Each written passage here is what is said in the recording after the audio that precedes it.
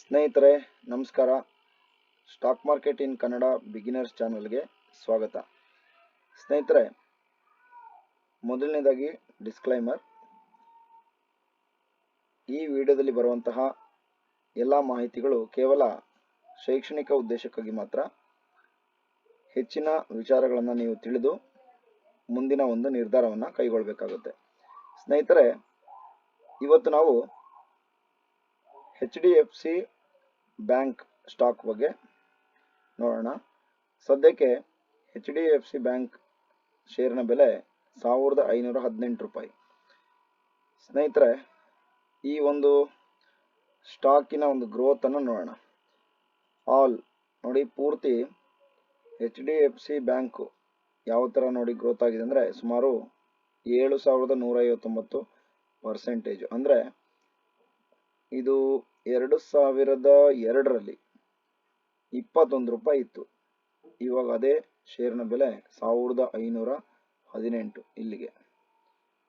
Okay, 5 ವರ್ಷದಲ್ಲಿ ಯಾವ ಥರ ಆಗಿದೆ? ಸುಮಾರು 33%. ಹಾಗೇನೆ 3 ವರ್ಷದಲ್ಲಿ ಎಷ್ಟು? 8% ಇದೆ. ಓಕೆ, 1 ವರ್ಷದಲ್ಲಿ ಮೈನಸ್ ಅಲ್ಲಿದೆ, 11% ಮೈನಸ್ ಅಲ್ಲಿದೆ. 1 ವರ್ಷದಿಂದ ಈ ಒಂದು ಸ್ಟಾಕ್ ಕೆಳಗಡೆ ಬಿದ್ದಿದೆ.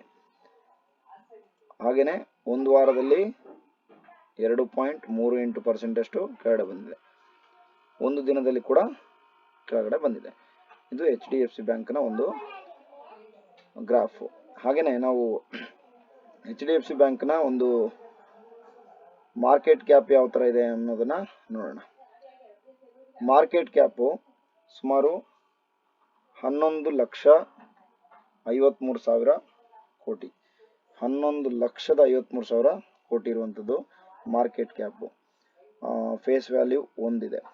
ಓಕೆ ಸ್ನೇಹಿತರೆ, ಈಗ ನಾವು ಪ್ರಾಫಿಟ್ ಕಡೆಗೆ ಹೋಗೋಣ. ಓಕೆ, HDFC ಬ್ಯಾಂಕಿನ ಪ್ರಾಫಿಟ್, ಇದು ರೆವೆನ್ಯೂ. ಪಕ್ಕದಲ್ಲಿ ನೋಡಿ ಪ್ರಾಫಿಟ್ ಅಂತಿದೆ. ಓಕೆ, ಇದರಲ್ಲಿ ಕ್ವಾರ್ಟರ್ಲಿ ಪ್ರಾಫಿಟ್ ಡಿಸೆಂಬರ್ 2023ರಲ್ಲಿ 17,718 ಪ್ರಾಫಿಟ್ ಇದೆ. ನಾವು ಡೀಟೇಲ್ ಆಗಿ ನೋಡೋದಾದ್ರೆ ನೋಡೋಣ. ಇಲ್ಲಿ ಕ್ವಾರ್ಟರ್ಲಿ ರಿಸಲ್ಟ್ ಅಲ್ಲಿ ಡಿಸೆಂಬರ್ 2023ರಲ್ಲಿ 3 ತಿಂಗಳಿಗೊಮ್ಮೆ ಬರುವಂತಹ ಕ್ವಾರ್ಟರ್ಲಿ ರಿಸಲ್ಟ್ ಅಲ್ಲಿ ರೆವಿನ್ಯೂ 81,720 ಕೋಟಿ ಇದೆ. ಹಾಗೆಯೇ ನೆಟ್ ಪ್ರಾಫಿಟ್ 16,373 ಕೋಟಿ ಇದೆ. ಇಲ್ಲಿ ನಾವು ಕ್ವಾರ್ಟರ್ಲಿ ಗಮನಿಸೋದಾದ್ರೆ ಡಿಸೆಂಬರ್ 2022, ಮಾರ್ಚ್ 2023 ಆ ರೀತಿ 3 ತಿಂಗಳಿಗೆ ನೋಡಿದ್ರೆ 12,259 ಕೋಟಿ ಇತ್ತು. ಆಮೇಲೆ 12,047 ಕೋಟಿ, 11,000, 15,000, 16,000. ಇಲ್ಲೊಂದು ಕಡೆ 1,000 ಕೋಟಿನ ಕಡಿಮೆ ಆಗಿದೆ. ಆಮೇಲೆ ಇಲ್ಲಿ ಮತ್ತೆ ಗ್ರೋತ್ ಆಗಿದೆ. ನಾವು ಇಯರ್ಲಿ ನೋಡೋದಾದ್ರೆ ಇಯರ್ಲಿ ಯಾವ ಥರ ಇದೆ ನೋಡಿ.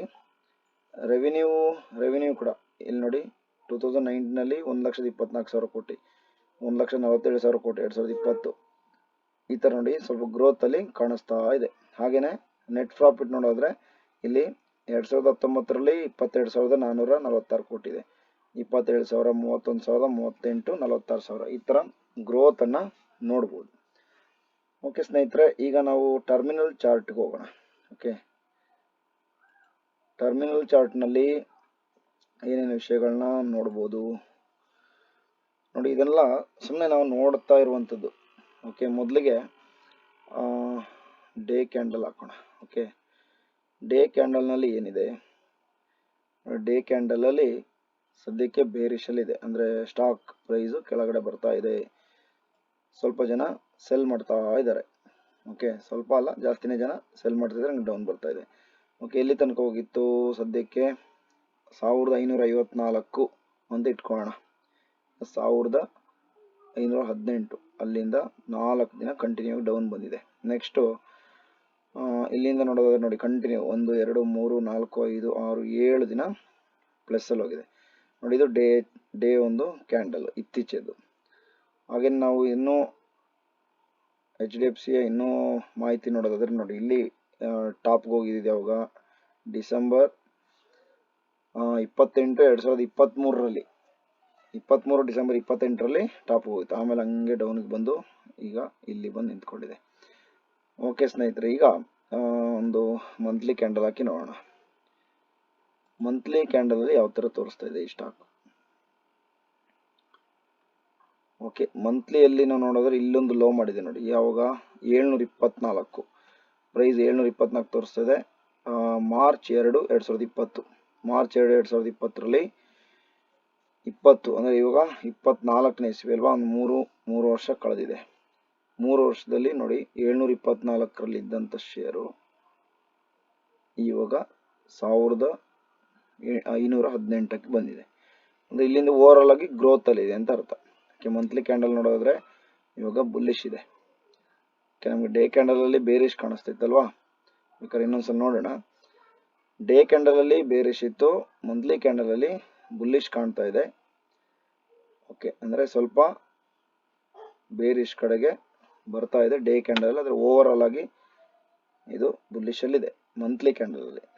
ವೀಕ್ಲಿಯಲ್ಲಿ ನೋಡೋದಾದ್ರೆ ಯಾವ ತರ ಕಾಣಿಸ್ತಿದೆ, ವೀಕ್ಲಿಯಲ್ಲಿ 2 ವಾರ ಕಂಟಿನ್ಯೂ ಆಗಿ ಬೈಯಿಂಗ್ ಆಗಿದೆ ಮತ್ತೆ ಸೆಲ್ಲಿಂಗ್ ಇದೆ.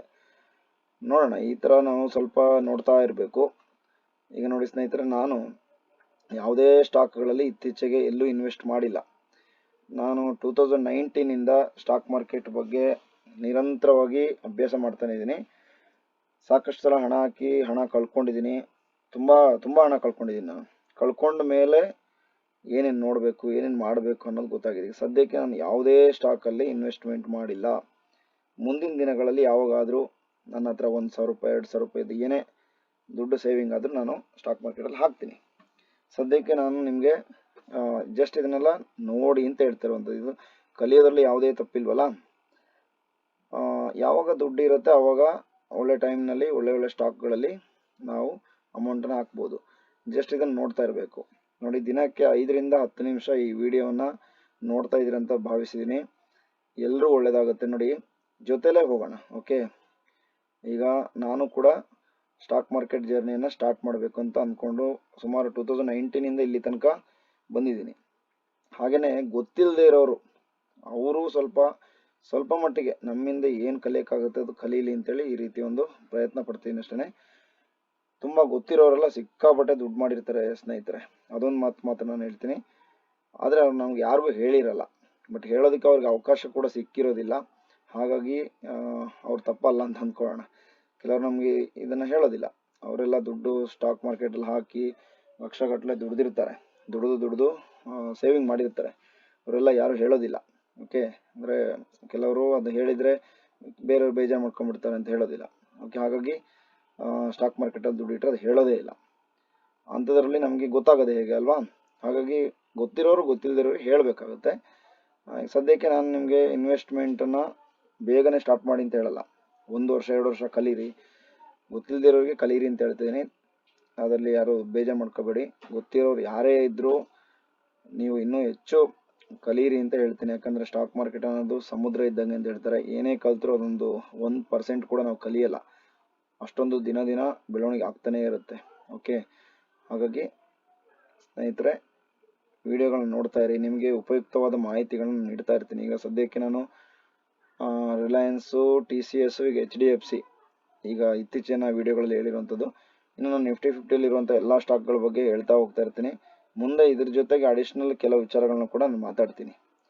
ಓಕೆ, ಈಗ ನನ್ನ ಕೋರ್ಸ್ನಲ್ಲಿ ಕೆಲವೊಂದು ಕಂಟೆಂಟ್ಗಳನ್ನ ನಾನು ಮಾಡಿದ್ದೀನಿ ಅಷ್ಟೇ. ಅದರಲ್ಲಿ ಕೆಲವೊಂದು ಇಂಪಾರ್ಟೆಂಟ್ ಇದೆ. ಮುಂದೆ ಹೋಗ್ತಾ ಅದನ್ನು ಕೂಡ ಯೂಟ್ಯೂಬ್ನಲ್ಲಿ ನಾನು ಹಾಕ್ತಾ ಹೋಗ್ತೀನಿ. ಸದ್ಯಕ್ಕೆ ಈಗ ನಾವು ಸ್ಟಾಕಲ್ಲಿ ಯಾವ ಥರ ಅದು ಇರುತ್ತೆ ಅನ್ನೋದನ್ನು ನೋಡುವಂಥದ್ದು. ನೋಡಿ, ಇದೆಲ್ಲ ಈ ಚಾರ್ಟಲ್ಲಿ ನಾವು ಬೇಕಾದಷ್ಟು ವಿಚಾರಗಳಿದೆ. ಇದರಲ್ಲಿ ಎಲ್ಲ ನನಗೂ ಕೂಡ ಇದೆಲ್ಲ ಗೊತ್ತಿಲ್ಲ. ನಾನು ಯೂಟ್ಯೂಬ್ನಲ್ಲಿ ಅಲ್ಲಿ ಇಲ್ಲಿ ಮತ್ತು ನಾನು ಕೋರ್ಸ್ ಮಾಡಿದ್ದೀನಿ, ಅಲ್ಲಿ ಸ್ವಲ್ಪ ಕೆಲವೊಂದು ಕಲ್ತ್ಕೊಂಡಿದ್ದೀನಿ. ಆದರೆ ಎಲ್ಲವೂ ನನಗೆ ಕೆಲವು ಸಲ ಅನಿಸುತ್ತೆ ಎಲ್ಲವೂ ಇದರಲ್ಲಿ ಅಗತ್ಯ ಇಲ್ಲ. ಓಕೆ, ಎಲ್ಲ ಇದರಲ್ಲಿ ಅಗತ್ಯ ಇಲ್ಲ. ಕೆಲವೊಂದು ನಮಗೆ ಬೇಕಾಗುತ್ತೆ. ಆದರೆ ತುಂಬ ಅನಾಲಿಸಿಸ್ ಮಾಡಿ ದುಡ್ಡು ಹಾಕೋರು ಇದ್ದಾರೆ, ಸ್ವಲ್ಪ ವಿಷಯ ತಿಳ್ಕೊಂಡು ಹಾಕೋರು ಇದ್ದಾರೆ. ಸದ್ಯಕ್ಕೆ ನಾವೀಗೇನು ದುಡ್ಡು ಹಾಕ್ತಾ ಇಲ್ಲ. ಹಾಕಿದಾಗ ನಮಗೆ ಅದ್ರ ರಿಸ್ಕ್ ಗೊತ್ತಾಗುತ್ತೆ ಏನು ಅಂತೇಳಿ. ದುಡ್ಡು ಹಾಕಿದ ಮೇಲೆ ಗೊತ್ತಾಗೋದು. ಓಕೆ, ಸದ್ಯಕ್ಕೆ ಎಲ್ಲರೂ ಕಲೀರಿ. ಹಾಗೆಯೇ ಏನಾದರೂ ಡೌಟ್ ಇದ್ದರೆ ನೀವು ಕಮೆಂಟ್ಸಲ್ಲಿ ಹಾಕಿ. ಆ ಡೌಟ್ಗಳ ವಿಚಾರ ನನಗೆ ಗೊತ್ತಿದ್ರೆ ನಾನು ಖಂಡಿತವಾಗ್ಲೂ ವಿಡಿಯೋ ಮಾಡಿ ಹಾಕ್ತೀನಿ. ಸ್ನೇಹಿತರೆ, ಈ ವಿಡಿಯೋನ ಇಲ್ಲಿಗೆ ಮುಗಿಸ್ತಾ ಇದ್ದೀನಿ. ಪೂರ್ತಿ ವಿಡಿಯೋನ ನೋಡಿದ್ದಕ್ಕಾಗಿ ಧನ್ಯವಾದಗಳು.